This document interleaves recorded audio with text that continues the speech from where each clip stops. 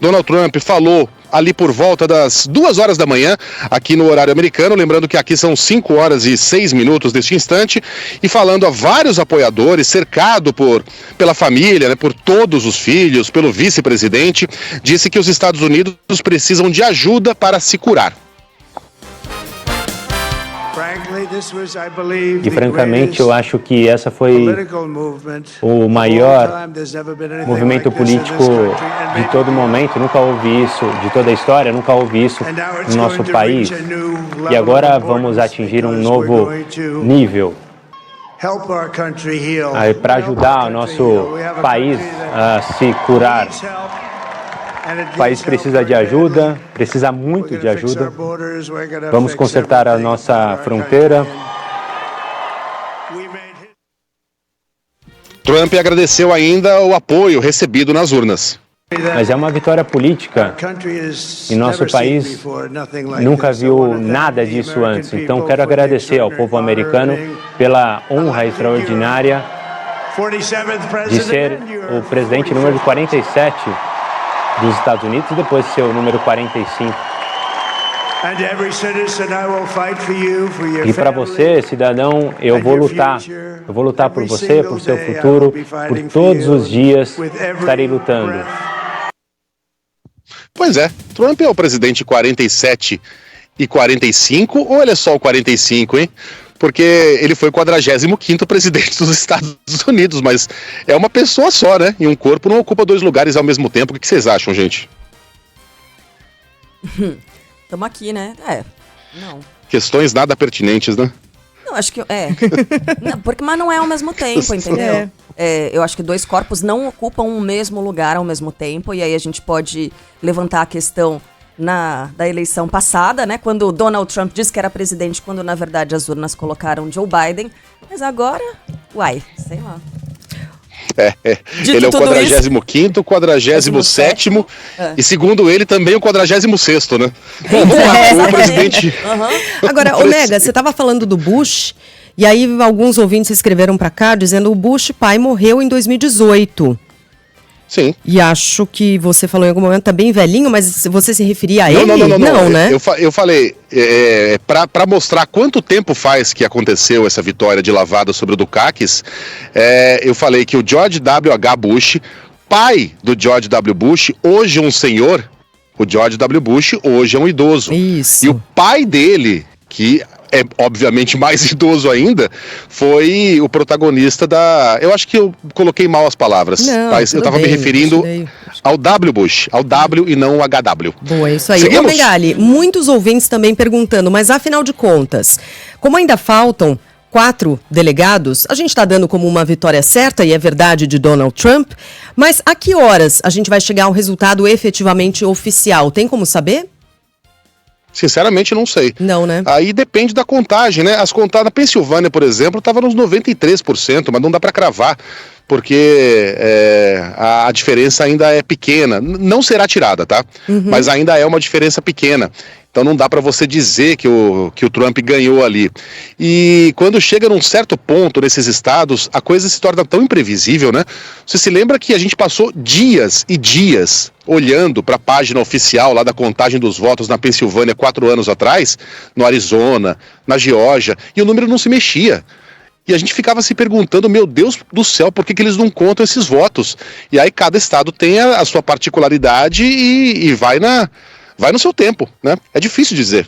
É só estando lá mesmo e perguntando pro representante, mas não deve demorar, porque faltam pouquíssimos votos. É diferente de 4 anos atrás, né? Quando a situação estava muito apertada, então a gente realmente dependia de poucos estados para saber quem ganhou, ou para que a pessoa oficialmente passasse os 270. Agora faltam muitos estados, né? Tem muito voto para ser contado ainda, tem muito estado que ainda não foi considerado na conta e que certamente vai para Donald Trump, né? O Alasca foi o exemplo que eu usei aqui, mas tem outros, mesmo aqueles estados lá em que a situação estava apertada, em que até ontem a gente falava são situações indefinidas, ele varreu, ele ganhou em praticamente todos, né? Então pode ser a qualquer momento, né? É ficar de olho aí, vai acontecer, tá? Não há possibilidade de que esse resultado seja revertido a essa altura do campeonato, tá? Vai acontecer.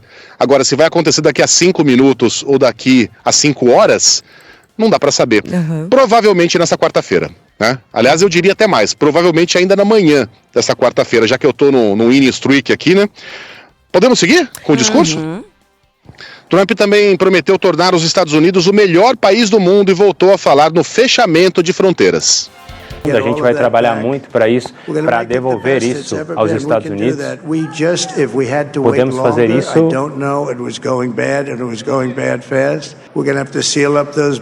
A gente vai ter que fechar as fronteiras, evitar que as pessoas entrem em nosso país.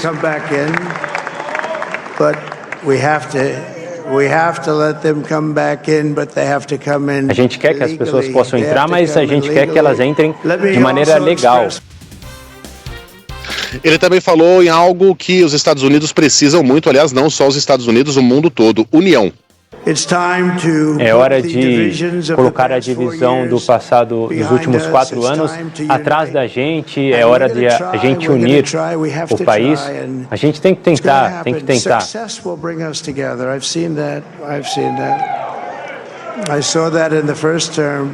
Eu vi isso no primeiro turno, quando a gente se tornou mais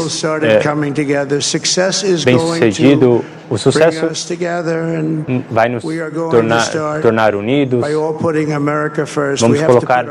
Todos nós vamos colocar os Estados Unidos em primeiro lugar. Ele estava cercado de muita gente, né, no discurso. Colocou o vice para falar.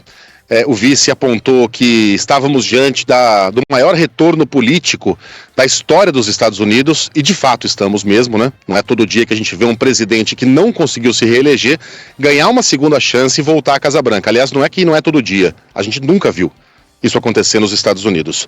E em determinado momento, ele colocou inclusive o Dana White, o dono do UFC, para fazer um discurso. Ele falou durante coisa de 2 minutos. Quando eu vi ali o Dana White, eu falei, daqui a pouco aparece o Elon Musk. Mas não. Embora ele tenha sido citado, Donald Trump agradeceu ao apoio de várias pessoas, entre elas o bilionário da Tesla e do X. Ele enalteceu o feito de Elon Musk, que de forma inédita conseguiu retornar um foguete para a base no mês passado. E eu liguei para o Elon e falei, Elon, foi você? Ele falou, sim, fui eu. E eu perguntei, quem mais pode fazer isso? A Rússia pode? Não. A China pode? Não. Podem os Estados Unidos fazer isso? Não, aí eu disse, Elon, é por isso que eu te amo. E ao lado de Donald Trump, o vice na chapa dele, agora senador, ou ex-senador, futuro ex-senador, e agora vice-presidente eleito J.D. Vance, agradeceu a confiança do eleitorado e prometeu a maior retomada econômica dos Estados Unidos. Bom, senhor presidente, eu agradeço por você me permitir participar dessa jornada incrível, por ter confiado em mim. Eu acho que a gente conseguiu realmente fazer um retorno histórico nos Estados Unidos da América.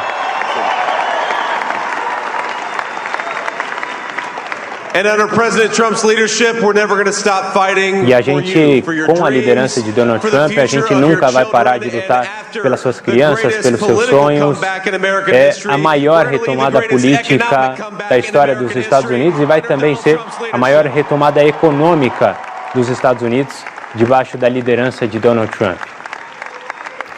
Mega, vamos falar um pouquinho, não sei se você tem os números aí em mãos, da formação de Câmara, de Senado também, porque a gente estava vendo, eu estava vendo agora há pouquinho, e era maioria formada por republicanos até aqui, né? Nas duas casas. Nas duas casas. Não sei se a gente tem um número mais atualizado, eu vou atrás aqui dos números, mas de todo modo é isso. Republicanos são maioria na Câmara, também no Senado, é isso.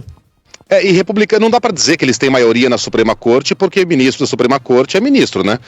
Em tese não atende a interesses partidários, mas Donald Trump terá à sua disposição uma Suprema Corte conservadora, de maioria conservadora.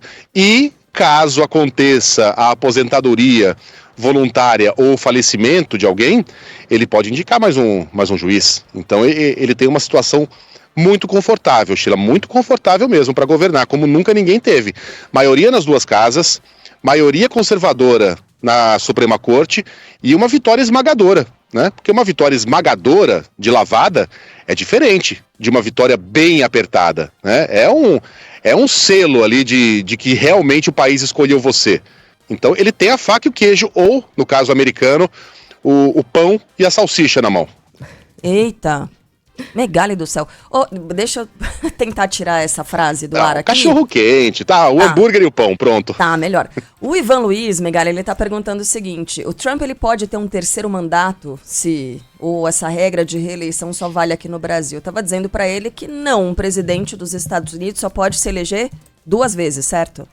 Isso, você disse certinho. Na verdade, já houve, né, presidentes que governaram o país por mais de 2 ocasiões, mas hoje a regra é de que o máximo é 2. Ele vai governar pelos próximos 4 anos e depois vai ganhar lá o título de senador vitalício sem direito a voto, né? E será um senador para sempre, vai ter proteção do serviço secreto para sempre.